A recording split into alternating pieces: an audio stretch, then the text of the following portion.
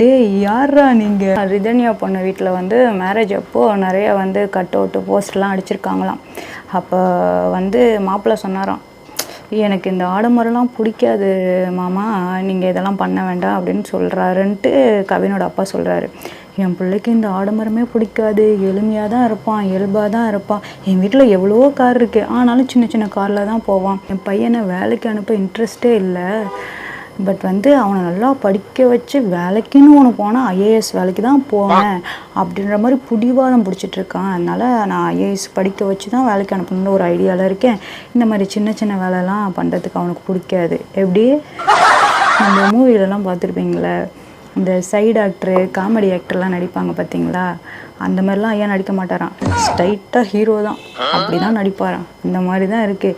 வேலைக்கெல்லாம் போக மாட்டேன், வேறு வேலைக்கெல்லாம் வேலைக்குன்னு ஒன்று போனால் நான் டேரெக்டாக ஐஏஎஸ் தான் போவேன்ற மாதிரி இருக்குது. இவர் ஐஏஎஸ் போனால் விளங்கிடுமா?